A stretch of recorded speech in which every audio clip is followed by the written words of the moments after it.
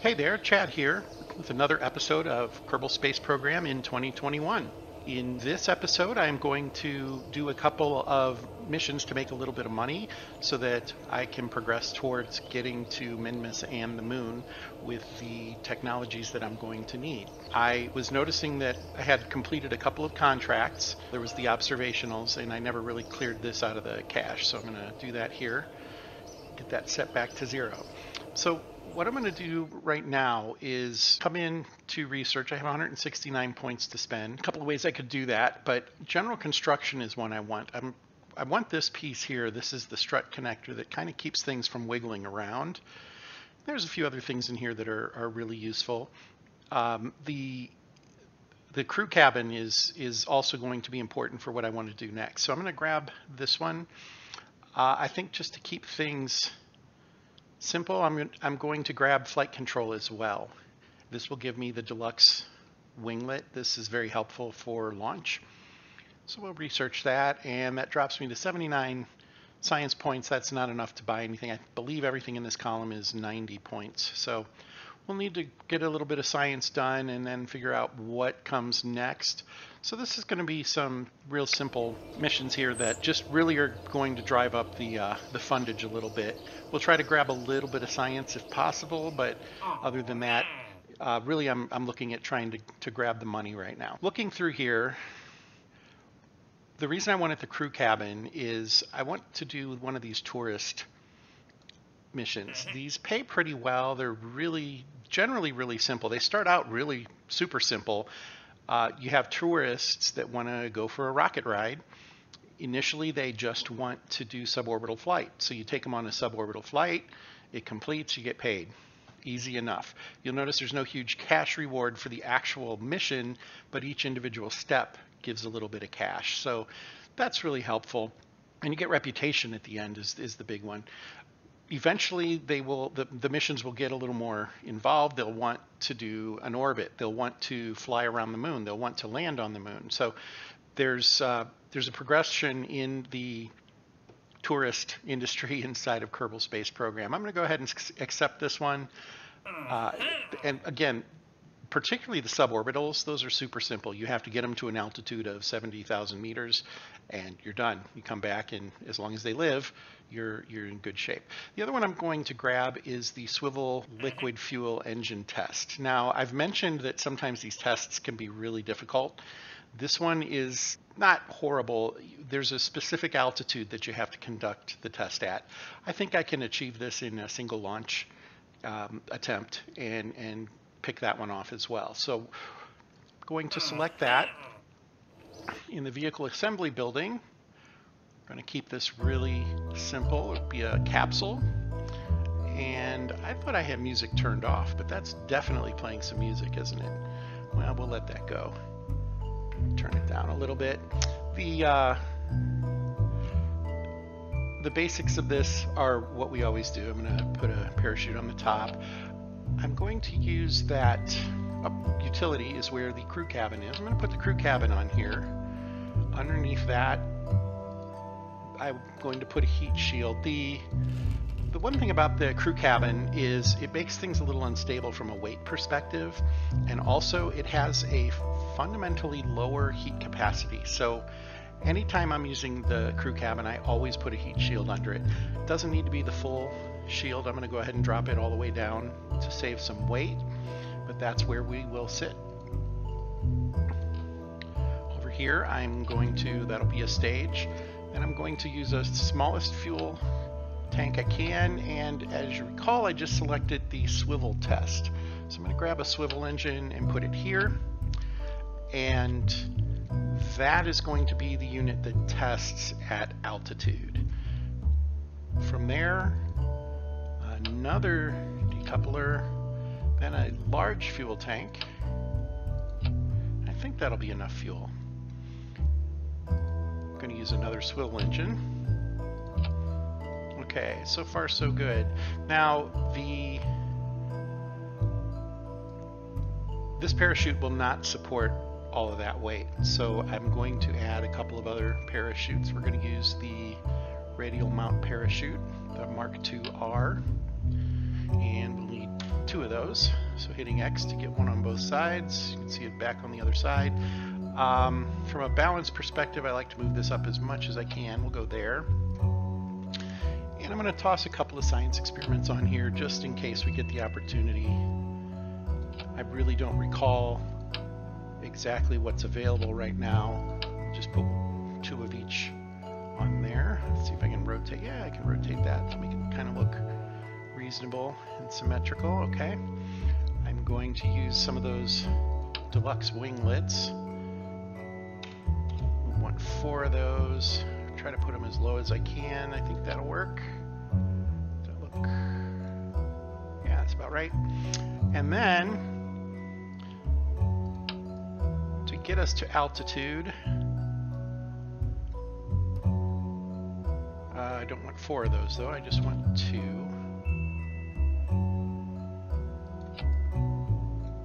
We are going to add some solid rocket boosters. See how that looks. So far so good. I'm gonna pull out of here. I think that'll work. Let's make it aerodynamic.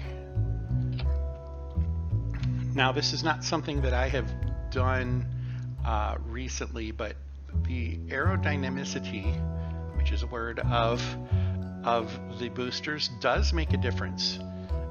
You'll notice there's no change in the delta other than from the weight. There's just a little bit of delta change. It's 4 meters per second. However, if you actually fly them and do a practical test, if you fly one with and one without, the one with the aerodynamic cone goes higher and faster. I'll see about putting a test together. Maybe I'll make that a sidebar if I can get it to get some substantial results. I have seen it done on another person's site, and it was quite interesting how he did it and what the results were. So trust me on that right now, but I'll see if I can get a practical test in so that we can see the actual effect.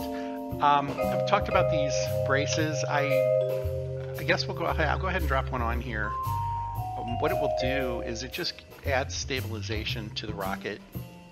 It keeps these from wiggling. So if you only have one point of connection, this will tend to flex, right? Now that there's 2, that'll make it more solid. Of course, it does it in parallel or symmetrically. Okay, the last thing that you don't want to forget to do when you're doing one of these missions is to actually put people in the crew cabin. Now, I had selected a mission for 4 tourists, and obviously this is only going to seat 2. This only holds 2 people. Jeb is in the pilot seat. I could put a satellite. I could put the Stay Putnik on the top and control it all remotely and be able to do 3 passengers. But we're going to go ahead and have Jeb fly this. In fact, you know what? Let's have Valentina fly it. She hasn't done any missions yet, I don't think. And then I'm just going to put tourists in the empty crew seats there. And so they'll be in here. We'll take a look at them out on the launch pad. I think that's everything we want to do here. I think this will probably get us to altitude. I'm noticing that changed significantly, and I'm not sure when. I think we'll be okay here, though. We'll give this a try. If not, we'll rewind it and try it again in a few minutes. Okay, I took a quick break there to see what was up with the music. And in the settings, the music was set to 0. Having done that, it stopped the music. I'm not sure why it was playing to begin with. Maybe just a little bitty glitch there. At least it's good music. I usually leave it on, but for the purpose of these videos, it's very distracting, and so I tend to let it go. One thing I'm reconsidering here, I kind of think that I'm going to need a little more fuel to get to altitude. So what I'm going to do is take this piece off, and I'm going to put on one more fuel tank. It's going to be a little one. I think that'll probably get it done.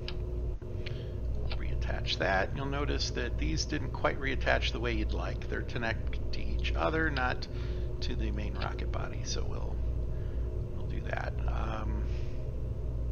Well, we can connect to the shroud here. It doesn't like that. We'll put it here. It's a little ugly. Oh, I didn't put it in symmetry, because when I left and then came back, it turned off that setting. So let's do it this way. See the other one wiggling over there, right there. If we flip around, got one on each side. Okay, so that gives us a little more delta V. I think that's going to be enough to get it done. So let's head out to the launch pad. Too many parts. Unable to launch. Okay, I'm going to have to rethink this. I am one part over.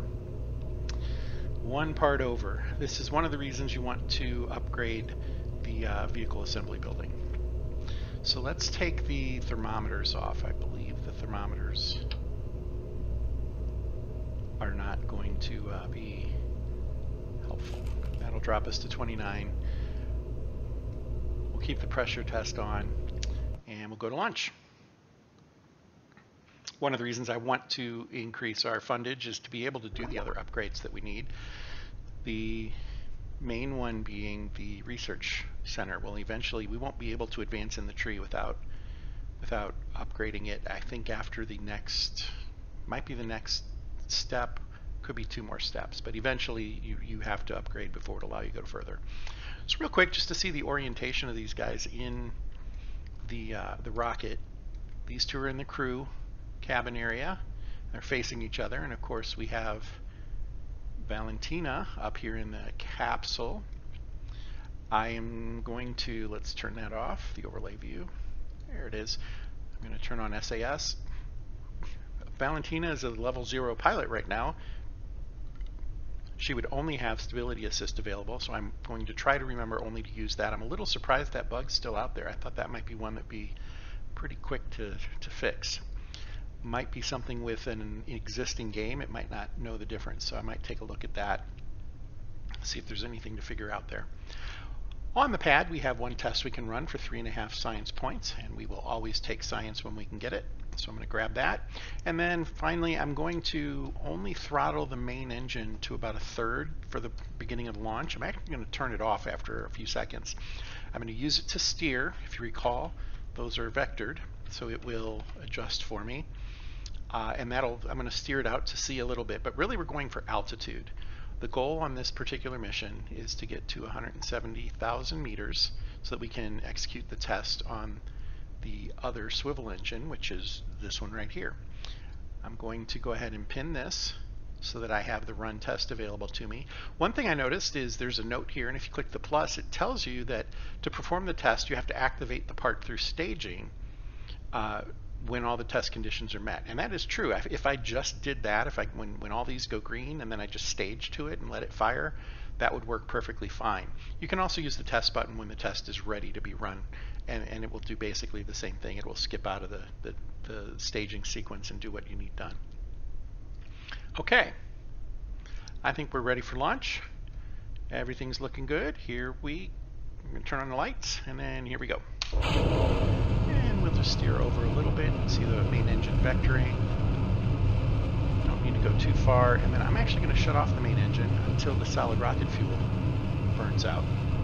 Part of that is you want to save, so lower in the atmosphere, this bar here shows you how thick the atmosphere is really. Lower in the atmosphere, the friction generated by moving through the air is much heavier. So using fuel right now is less efficient. As we get higher, it'll be more efficient. And that's because of its fluid dynamics is what really comes into play here. The air, the faster something hits it, the more resistance it generates. It's the same as water. So let's hit that rocket, drop those. And we're up high enough now that I've got it on full steam ahead. I think we'll be minimally affected by the resistance of the air at this point.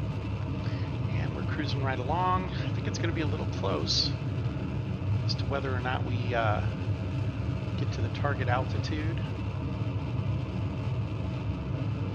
Almost there. We need to get to about 175 to make sure that we're clear, and there it is, 180. So we'll be a little over the top. There is just a drop of fuel left in this engine. I'm going to go ahead and give us a little more horizontal speed here, and then we will drop that stage. And we're sitting on our test stage. So now once the test condition is met, and you'll notice we now are in suborbital suborbital trajectory. So we have another green check mark. We have or check mark anyway. When we have the third check mark, I'll hit run test, and that test will be completed. You'll also notice that contract parameters were complete. These are going to be regarding our passengers. So suborbital spaceflight complete for one and for the other. We will have to run this mission twice basically to get all of them up there. And look at this, we have a 12-point science project we can run. I'm going to go ahead and do that. That will consume our second pressure experiment, but that's fine. We got something out of it, and that's good. And I'm going to go ahead and run this mystery goo for 2.5 points, just under. So we collected a little bit of science here. I don't know if it's enough to get us another node in the research tree, but it'll be close. And again, at this point, we're just really waiting to get to 170,000 meters, and we will run the test. And we're going to come back. We'll blossom those beautiful parachutes and land nicely. So yeah, this all looks good. We should be landing over the water, so 1,000 meters should be more than enough. I'm going to go ahead and accelerate time a little bit because I can. And we're approaching 170,000 meters, and you'll notice as soon as we hit it, that will get checked. Right about now, we hit run test. We get a little flashy here. The contract is complete. Don't even actually have to burn the engine. I think I will. I think I'm going to actually try to slow us down. Oh, I forgot. She can't do that. That's my bad. I'd have to fly to that on my own, which is completely possible. Let's flip. I usually like to have attitude up here, and we'll just put it right there, and then I'm going to fire the engine. It'll just slow us down some and make the mission a little shorter. Notice that'll start to drift because Valentina is not holding it. I'm manually controlling that, and that's the end of the fuel for that. Not a lot of burn, but I'm going to go ahead and separate. Actually, so because I used the test button, it didn't execute the staging. So hitting space there actually executed the stage for this rocket, which is fine. We'll hit it again and then separation. And then at this point, it's just going to be a matter of maintaining the retrograde. Once I find it. There it is. And we could probably wait a while on that to start really tracking it. Once we get close to the atmosphere, I'd want to probably hit it again, or once we're in the atmosphere. So I'm going to accelerate time again because we're coming down. We probably have a couple of minutes before we hit the atmosphere again. So we'll go up to 10 times speed, save a few seconds. Stop it around, I guess, 80. Oh, burned right through 80. Okay, and then really we're just in a straight fall right now. We are really close to the station. I thought we would have been drifted out a little further, but that's okay. We should get a little bit of glow here. We're going pretty quickly. Want Valentina to try to maintain that attitude if she can. You'll notice that 2 of these are checked as well for 2 of their travel itineraries.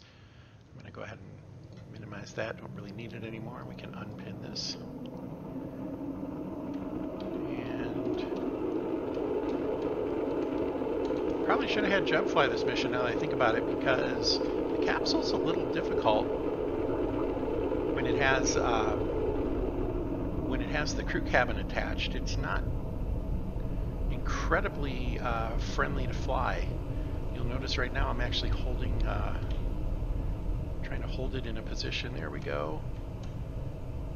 Okay, that wasn't too bad actually. That can get really dicey sometimes. If you end up in a nose down attitude, you will not slow down enough to be able to deploy the parachutes. It's just how it works. So we're going slow enough now. I'm going to go ahead and hit those. And from this point forward should be a beautiful close to the mission. I have no further concerns here. I want to report because I can. I don't think that the goo is going to give me anything more in the ocean. I've run a few of those now, so I'll go ahead and run this here. Incidentally, you'll notice a delay when you hit the the goo and the Science Junior, and the reason is it waits for it to open up before it gives you the report. This has a little shield that slides off. You'll notice that, and then the Science Junior has doors that open. So like for the thermometer and the pressure, it's like you click it and it pops up. For the other ones, it waits for the doors to open. It's really the only difference there, why it looks a little different as it goes through the process. And I'm going to go ahead and fast forward down to the water, and we will call this mission good. Essentially, I'm going to repeat the same mission for the other two passengers. I don't think I'm going to include that part in the in this video.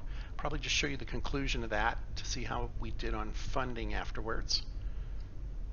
But it's really going to be at the exact same mission. I don't even think I'm going to take the science off of it. Whoops. And here we go. Splashdown.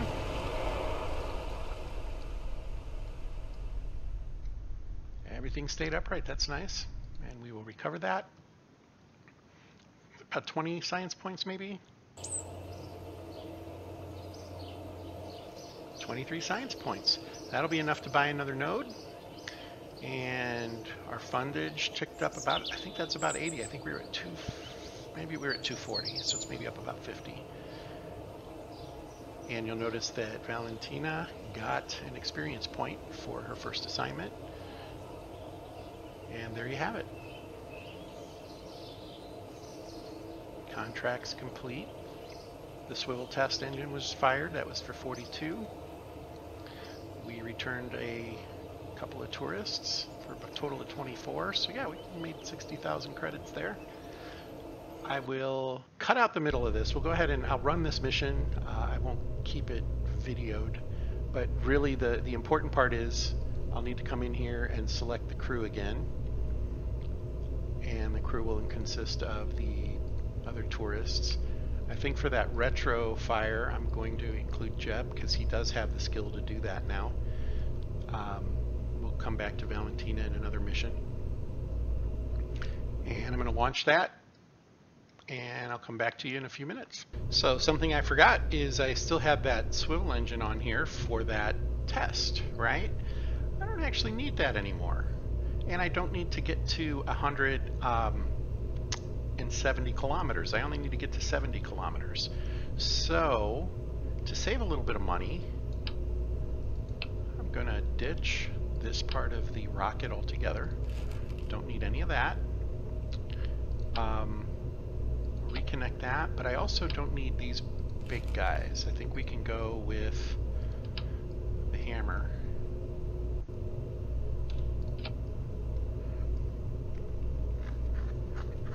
I think that'll probably do it. Maybe put one more small fuel tank on there, just to be sure. That should be, yeah, actually that's probably not needed really. Being honest, I think that'll do it. I think that's more than enough to get me where I want to go. Add the aerodynamicity back, aerodynamics, and I'm actually going to put those thermometers on. Just to, we'll just see.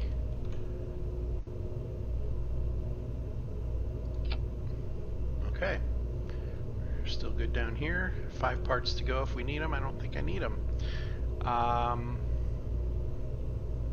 Gonna give this a try. I think I should still have those crew members in there. I do.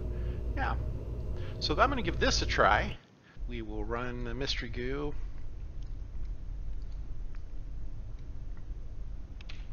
Throttle up, drop it down. Same process really. I just really want to get up as high as I can before I fire that engine to save on friction, but this should be pretty close to a no-brainer.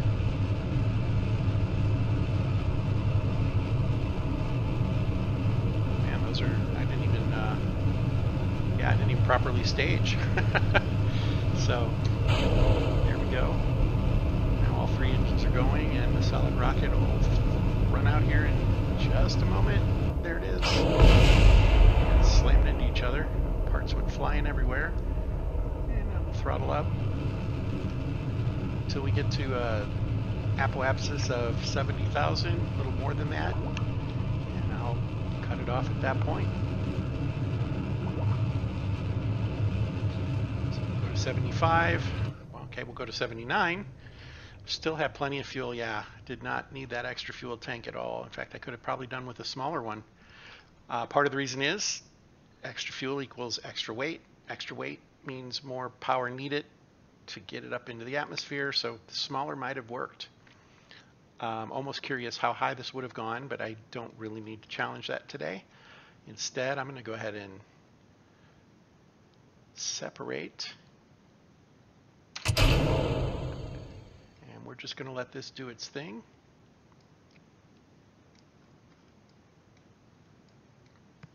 Get some really good shots there. That falling away in the upper atmosphere. So you'll notice if we look at the apoapsis, because we're still in atmosphere, the expected height is dropping. That's due to the friction. That's due to the air friction. Once you hit 70,000, this will stop moving altogether. In fact, it actually stops earlier. You'll notice it seems to be going a little slower each tick. But at 70,000, there's no more wind resistance, so we know what our altitude will be because it's based on our speed and deceleration due to gravity. There's no other factors at that point. So this number will stay constant unless acted on by an outside force. I think in the movie Apollo 13, at some point, somebody says we just put Sir Isaac Newton in the driver's seat. That would be what's happening right here. I'm going to accelerate time until we're about back to the atmosphere. And now we're dropping. And we hit atmosphere right there. I'm going to ask Jeb to keep us on a retrograde path.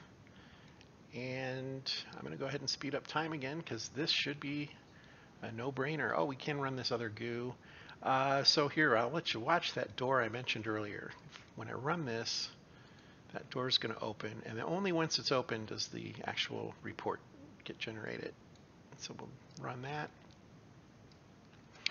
We're going to gain all of about 1 science point in this mission, but that's okay. That's okay. This was about finishing up these contract parameters. You'll notice those guys are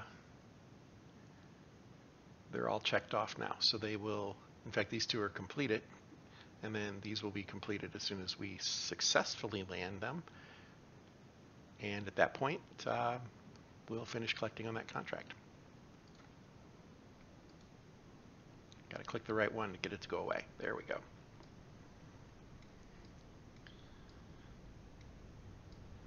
Getting a little bit of friction there. Might turn on heat to see what's going on. The hottest part is the heat shield. That's usually a good sign. You want the heat shield to be the hottest part. The heat shield can go up to 3,300 Kelvin. The crew cabin only to 1,000. And that might be a big problem. I'm surprised Jeb didn't maintain that. Oh, I wonder if battery ran out. Oh, he should have been able to maintain that. What's he doing? This could be a problem. We did decelerate enough that we're going to be able to get the chutes open. So here we go. The crew cabin does make the ship a little more difficult to control. All things considered, it changes the weight dynamic. The capsule is designed in a way to maximize its ability to slow down. The crew cabin, not so much. So it does change it. It's not like landing the capsule, and that's something to consider as you go through this. As I said, I'm probably going to cut most of this part out, but I'm going to go ahead and accelerate anyway. Splash down, and we will see what we got.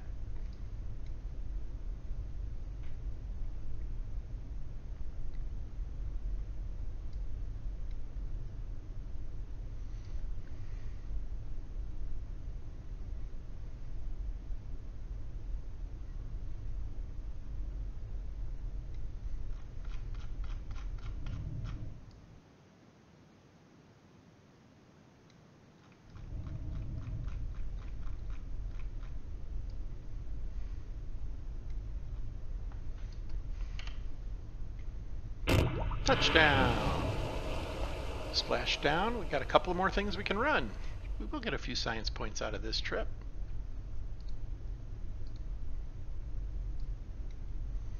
And then we will recover.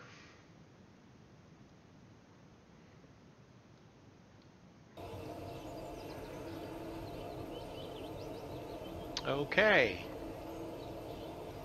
9 science points. That's not too bad at all. Recovered all of our parts, lots and lots of them anyway. And no changes there. We're at 320,000 credits. That's going to be enough to do a few things. I think we'll be able to go for minimally Minmus next, maybe even for the moon. But until that video, thanks for watching. Fair travels.